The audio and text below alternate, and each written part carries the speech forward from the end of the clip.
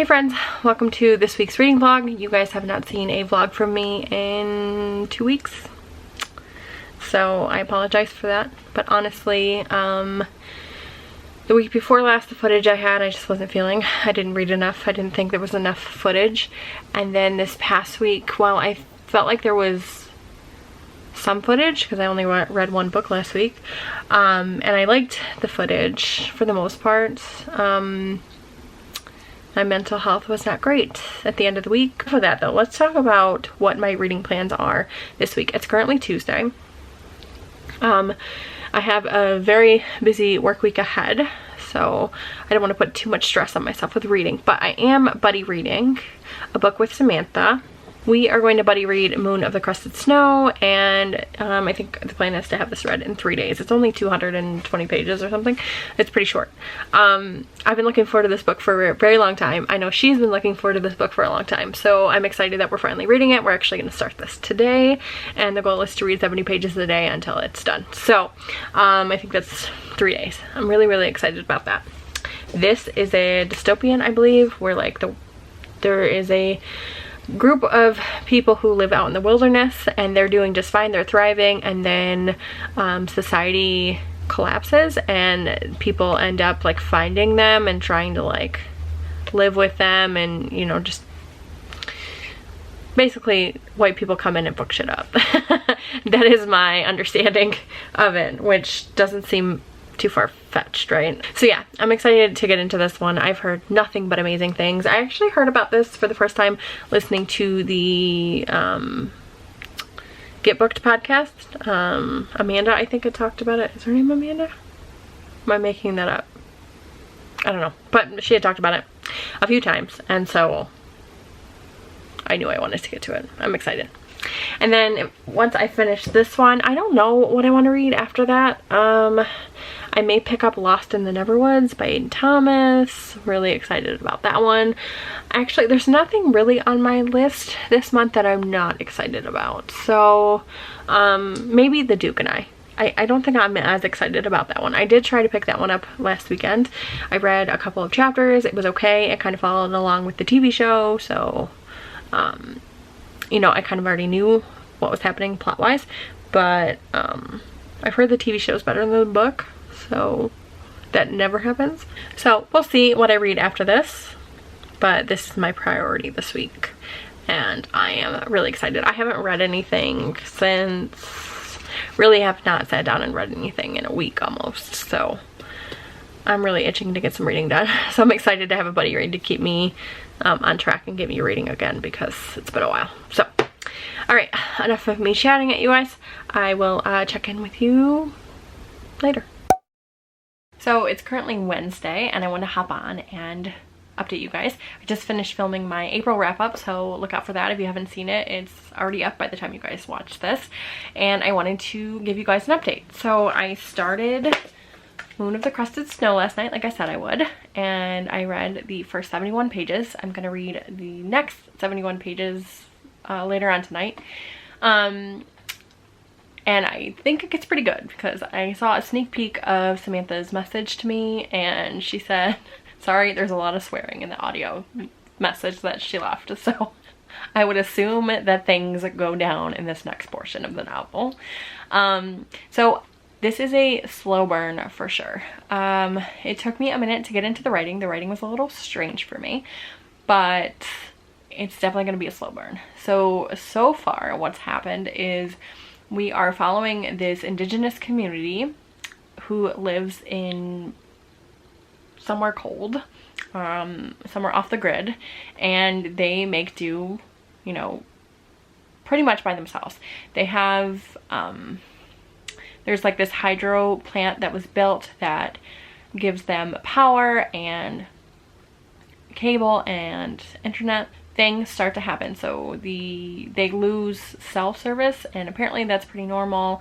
It's normal for them to lose these services because of where they're at and the grid and all of that. So they do lose cell service, and then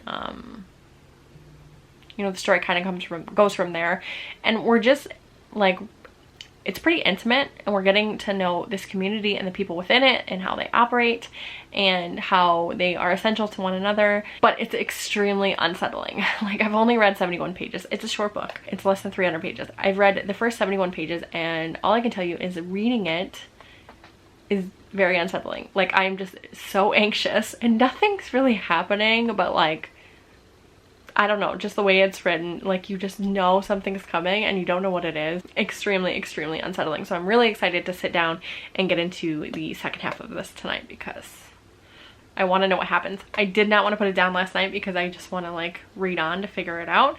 And I know after today's pages, I'm really not going to want to put it down. But we're buddy reading it, so I'm not going to. I'll let you guys know tomorrow what happens. But because I didn't want to pick up any more of that last night, I decided to pick up The Wife Upstairs by Rachel Hawkins. And as you guys can tell, neither of these books are on my my TBR, so I'm really batting 1,000 here. But I put the audio on hold for this one like back in March, and I just got it. It just came in, so I was like, you know what, I'm just gonna start this. It's less than 300 pages, and it'll be easy to get through. I've read 157 pages between last night and today. So it's quick. It's a quick read. The characters in here are extremely unlikable. And I don't know if you guys have ever watched the show American Housewife, but it's giving me those vibes, like the characters. There's like these Stepford wives in this really rich area, and I think it's a Jane Eyre retelling, but again, I've never read that, so I don't really know. It's about this girl who is a dog walker in this upscale community, and she runs into this guy who happens to be a widower, and they start dating and things kind of take off from there. His wife and his wife's best friend went missing and were presumed to be dead. So Jane, who is the main character, I cannot stand her. She's so entitled and like smug and just, oh my god, I just can't stand her. And also like the things that have happened, the things that she's done and like thought, because you're in her head a lot. I'm like, you're an idiot. You're such an idiot. Like, who does this? Like, this is not sending up red flags for you. Like, not even a little bit. Like, what? I don't know. I think it's supposed to be meant. I'm meant to be feeling this way, I presume.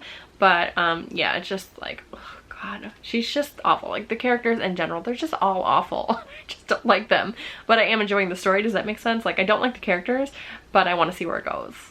I think that Jane's an idiot, to be honest. I really do.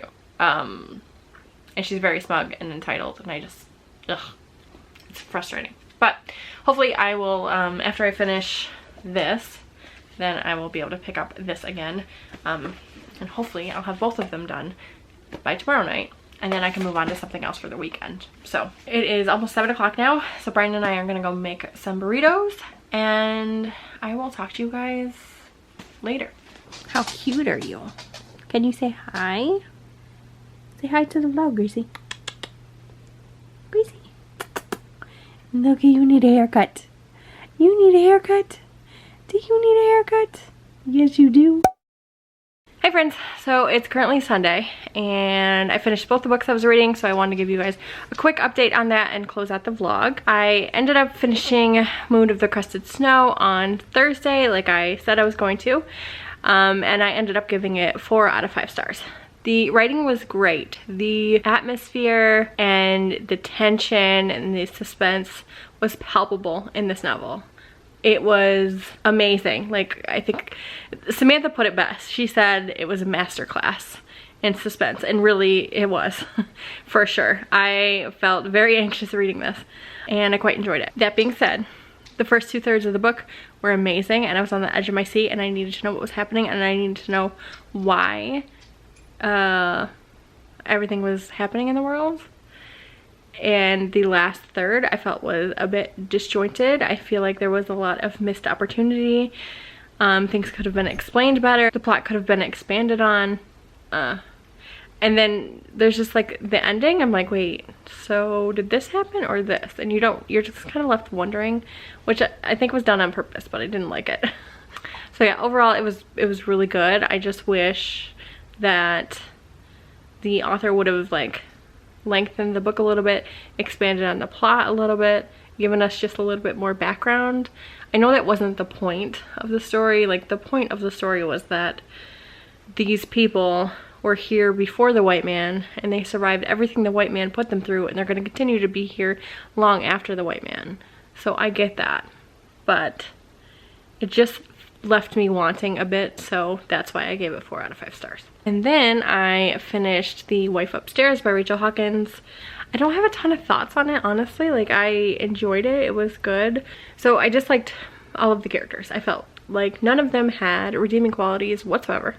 The writing was good. You know, I liked the writing. I didn't guess the twist, which was nice.